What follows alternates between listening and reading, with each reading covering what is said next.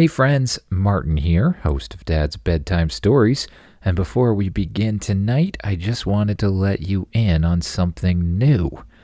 As a father, storyteller, and educator, I know how powerful and important reading can be. And that is why I've started turning some of my listener favorite series into full books.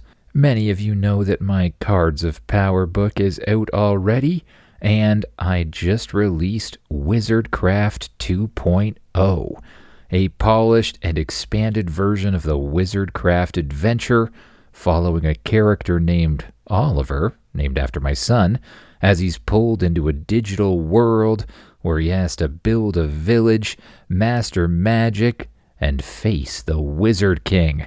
So if you're looking for a fun way to get your kid excited about reading, check it out. You'll find the link in my newest episode, or just search for Wizardcraft 2.0 by Martin Gage. And now, on to the episode.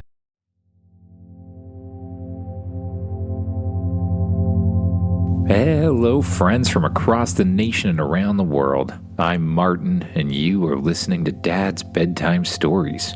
Tonight, we're going to be diving back into the Dragon Knight series for yet another dragon origin story. The great thing about these ones is that you really don't have to have listened to the Dragon Knights before. You can start right here, and if you like what you hear, you can always go back and listen to the others. Let's check it out. Hi, my name is Curtis. I'm from Slingerlands, New York. And I would like to suggest a poison dragon. His name is Phoenix. And I decided to name his rider Curtis. You can probably tell there was more to that message, but I couldn't quite understand parts of it, so I had to cut the end out. Either way, I thought a poison dragon was a great idea because I could sort of fit it in with the world I've set up, or at least I figured out a way I could fit it in with the world I set up. Now, if you are looking to make a suggestion for the Dragon Knight series, I am of course open to new types of dragons, especially if they come, with some explanation as to how they became that type of dragon, but I'm also looking for some plot points for the future. I'm wondering, where do we go with this thing? How are we going to take on the Dragon King? Are we going to, start by taking out maybe the Fire Dragon base first or something like that? Or maybe someone out there has an even better idea. So I want to hear your ideas specifically about what's going to happen next, where we should go with this, or possibly even some ideas about who the enemies might be. Maybe like the general of the Fire Dragon army is a, specific kind of person, and we could do a little backstory for him, and maybe get into a battle and defeat him, that sort of thing. So if you have any ideas for the future of the Dragon Knight series, please leave them on SpeakPipe. And of course, if you have any ideas for any of the series or just a brand new series of your own, you can leave those on SpeakPipe as well. And I believe that's it, other than coloring books. I have a coloring book now. You can buy that if you want to. It's called Dad's Bedtime Stories, the coloring book, and you can find it on Amazon in pretty much any country you're in.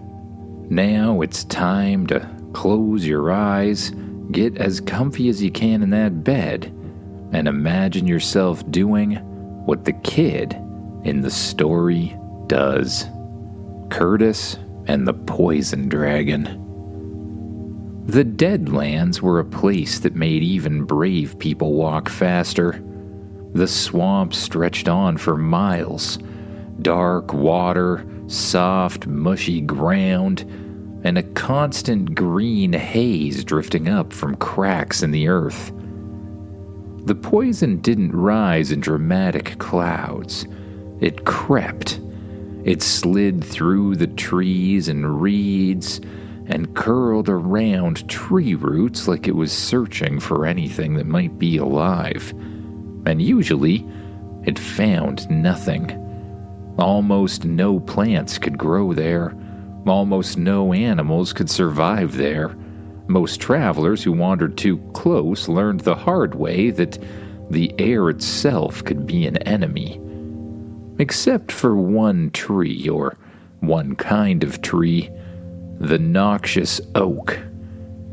It grew in thick clusters like an army of twisted trunks. Its bark looked burned, its leaves were a dull green that never brightened. Its roots dug deep into poison-soaked soil and drank whatever the dead lands offered. The strangest part was this. The same tree that made the dead lands deadly also saved lives. The roots of the noxious oak could be turned into a powerful medicine if you knew what you were doing. The people who lived on the edge of the Deadlands had learned that secret, as well as others. They harvested carefully, brewed slowly, and sold healing potions to traders who risked the road to reach them. That small village survived because it understood one important rule. The distinction between poison and medicine really depended on how you used it. Long before Curtis was born, before the dragon thief took the kingdom, a nature dragon named Phoenix had flown to the Deadlands alone. She'd not come to spread life. She'd come to hide hope. The dragon thief had found an ancient spell, one that could force a dragon's mind to obey. Dragons were stolen, dragon knights were hunted, and the world changed quickly. So the dragons who still had freedom made a plan. They would lay eggs in places the dragon thief's forces would avoid, protected by danger and distance, waiting for a new generation of true dragon knights. Phoenix chose the Deadlands. Deep beneath the swamp in a stone chamber filled with poisonous gas, she laid her egg, and as time passed, the poison seeped in. It didn't weaken what was inside, though. It infused it. It changed it. Curtis grew up in the village that clung to the edge of the Deadlands. He was 10 years old, small for his age, but quick. His hands were steady, his eyes noticed details that others missed, and unlike most children, Curtis wasn't scared of the Deadlands. Sure, he respected it, but he wasn't scared. That was what his parents taught him. Curtis's father, Jory, was one of the best root harvesters in the village. He could find the right noxious oak by the angle of its trunk and the color of the moss around it. Curtis's mother, Ellen, brewed potions in a cramped workshop behind their home. Healing potions, anti-venoms, and sleeping potions that helped sick people rest. They had a special set of masks hanging on pegs by the door. Thick leather straps, glass lenses, and filters made from charcoal and dried herbs. "You don't step anywhere near the Deadlands without a sealed mask," Ellen reminded Curtis more times than he could count. "And you don't harvest without care," Jory added. "You take enough to help people, and you leave enough so the tree keeps on living." Jory believed that the poison was just the plant's way of protecting itself.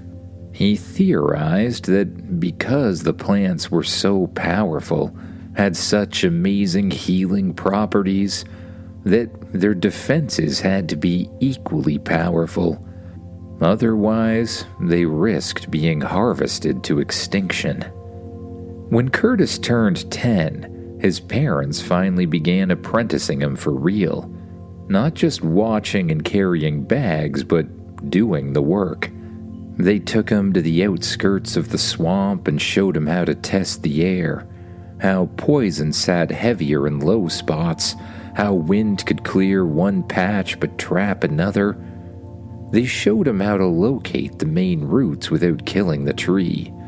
They showed him how to cut carefully and seal the cut with sap so the noxious oak healed instead of dying. Curtis learned fast. He wanted to help. He liked the idea that something dangerous could become something useful.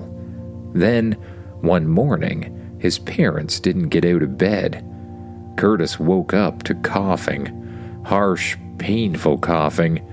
He found his father sitting up, pale and sweating. His mother's hands shook as she tried to pour water. We're fine, Jory said quickly when Curtis panicked. Probably just a little too much bad air yesterday. We'll rest. Ellen forced a smile. You're still going to gather today, Curtis. We need the next batch. People are waiting. The Dragon King is coming for it. Curtis didn't like it. His parents never sent him alone, but they were sick and the village depended on the medicine. Curtis nodded, packed his tools, strapped on his mask, and promised he'd be careful. He crossed into the Deadlands with a root bag, a small pick, a knife, and a bag full of potions. 2 healing potions and 1 sleep potion. For emergencies, she'd said, handing him the bag.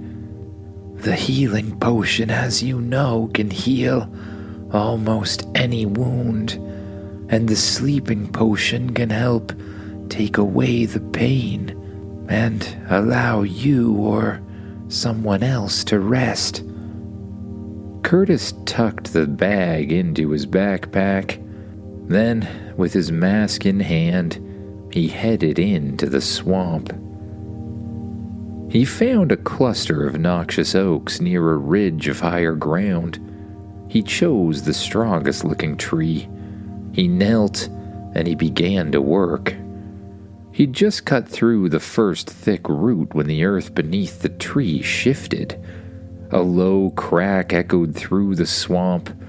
Curtis barely had time to jump before the ground collapsed, opening like a mouth beneath the roots.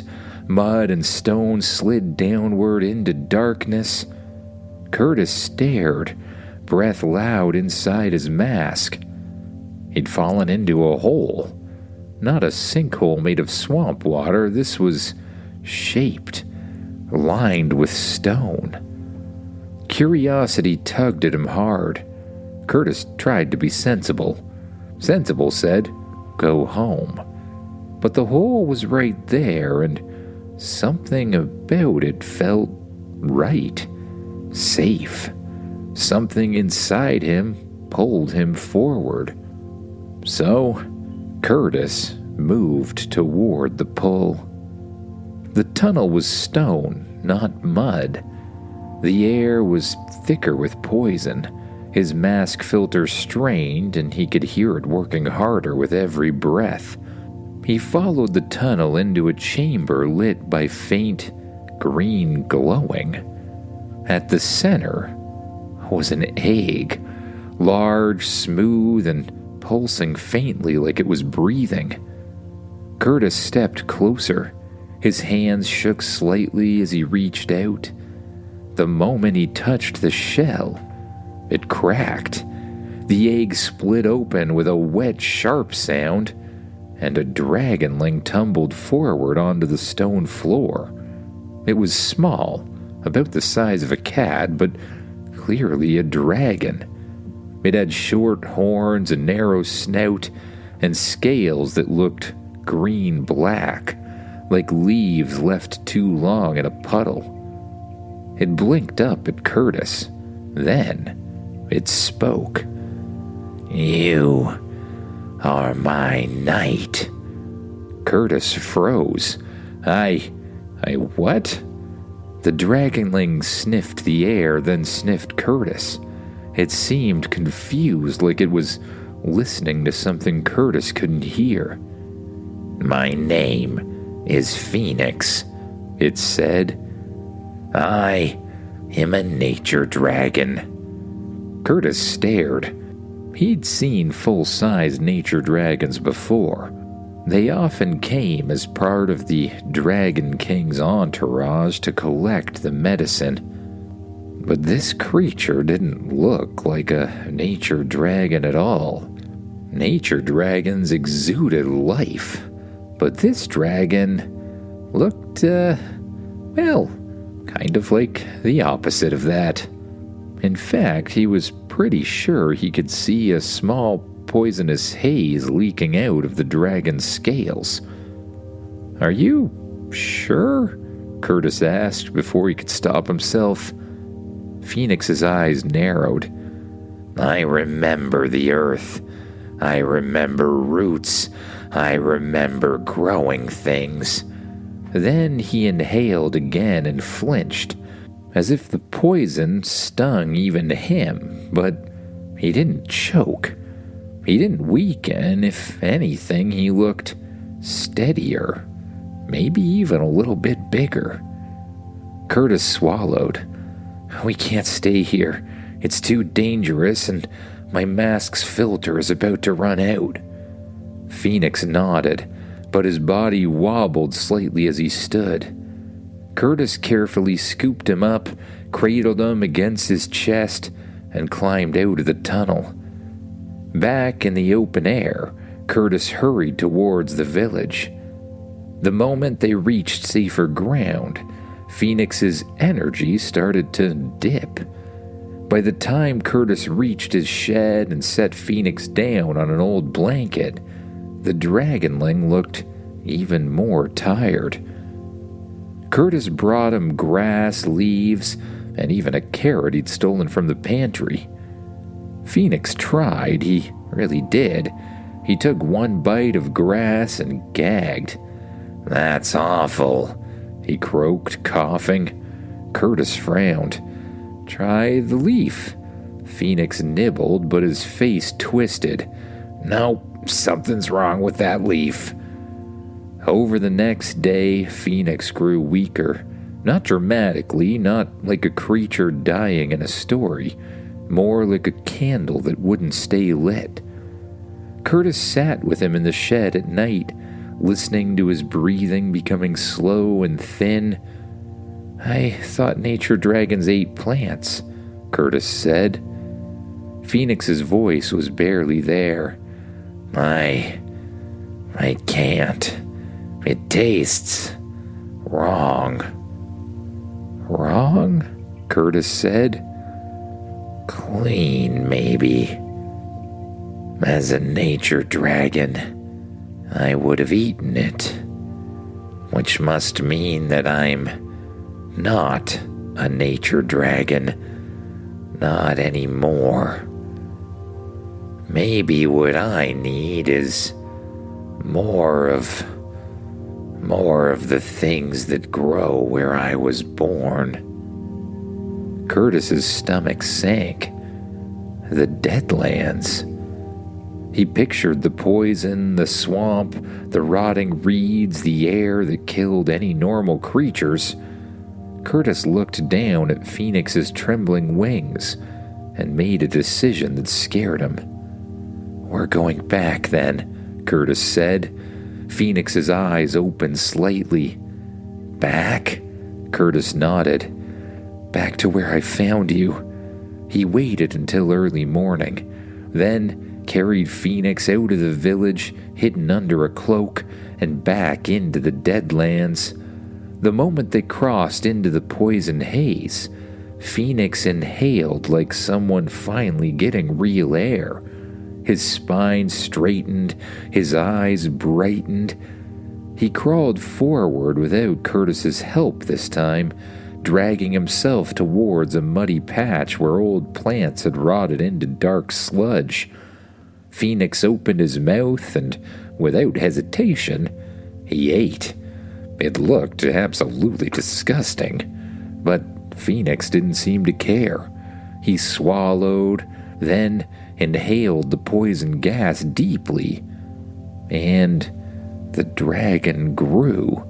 Not instantly huge, but visibly stronger.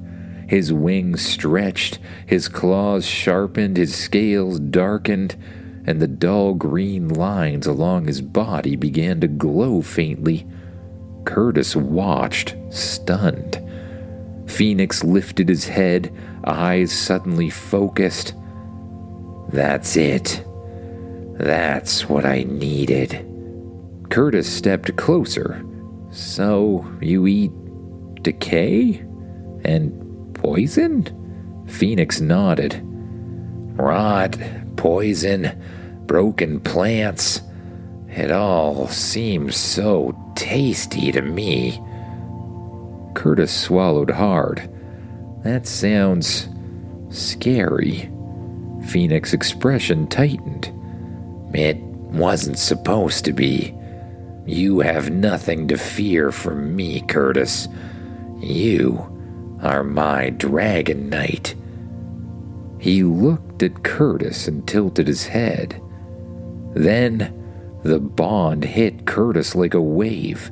1 second he was standing in the swamp. The next he felt something snap into place inside him, like a lock turning. Energy ran through his chest and into his arms. The poison haze around him didn't sting his skin anymore.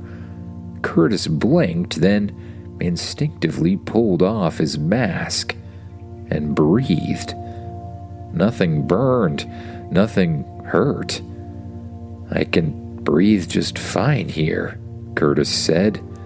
"In fact, it actually feels kind of invigorating." Phoenix nodded. "You are my knight. The poison won't affect you now. My power is your power, Curtis." Curtis's heart pounded. "And I'm a Dragon Knight?" he asked. "What exactly does that mean?" "It means we're linked," Phoenix explained. "It means we share power. Unfortunately for you, it's the same power I hold, the power of decay, of poison, but we share it. And if it works the same it did when I was a nature dragon, you should also be able to summon armor." Armor formed around Curtis with a quick flash. Dark metal with green-black seams, like cracks filled with glowing sludge. A shield snapped onto his arm that grew and shrank depending on how tightly he squeezed his fist, and a sword appeared at his side. And yes, every edge of it looked like it was dripping something. Curtis held his arms out, staring. "This is gross, but kinda cool. And I feel powerful, like I could jump 20 feet into the air and run as long as I wanted to." "The armor enhances you," Phoenix explained. "But now I think we should probably figure out our powers. Being in this place has clearly changed my nature, and I need to figure that out." They trained for days in the Deadlands, returning to the village only when Curtis had to check on his parents or deliver medicine to neighbors.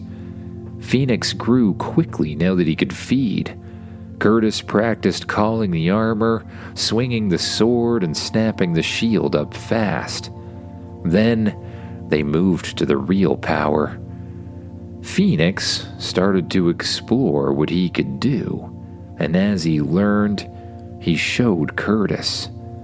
He showed Curtis how to reach into nearby plants, not to grow them, but to change them. Curtis pointed to a patch of reeds. He focused the way Phoenix did, and, well, the reeds darkened instantly. Their tips drooped, and a sour smell rose. "I did that?" "Yes," Phoenix said. "That is what I am now. Curtis tried again, aiming at a vine climbing a stump. The vine thickened and then changed color. Dark, glossy, wet-looking drops formed along it and fell into the mud with tiny sizzling sounds. "Venom vines," Phoenix said. You should probably be careful with that." They tried making poison gas next. At first, it came out too harsh, too strong. A cloud would rise and kill everything in the nearby vicinity. Neither of them felt good about that. I mean, it was mostly bugs, mosquitoes for one, that died, but they didn't feel good about it. "This isn't right," Phoenix said one day. "We can't be like this. This power is wrong. Too strong, too deadly. I can still call forth nature like I used to, only it's always corrupted, changed," Phoenix said. Curtis thought to the lessons his parents had taught him. "It's not the poison," they'd say. "It's how you use it." Curtis remembered that even the deadliest swamp held the secrets to life-giving power, potions of healing, potions of sleeping. And Curtis remembered the bag with the potions. He quickly pulled them out and held up the sleeping tonic towards Phoenix. "My mom makes these out of the things she finds in the swamp. Sleeping potions. Not to hurt people, just to put them to sleep." Phoenix stared at the bottle like a puzzle. "If we could make this instead of the poison, well, we could put people to sleep instead of hurting them. It could even help them in some situations, and this bottle is one of the most powerful healing potions anyone's ever seen. It can heal almost any wound instantly, and it too is made from the things that grow here." Phoenix stared at the bottles and sniffed.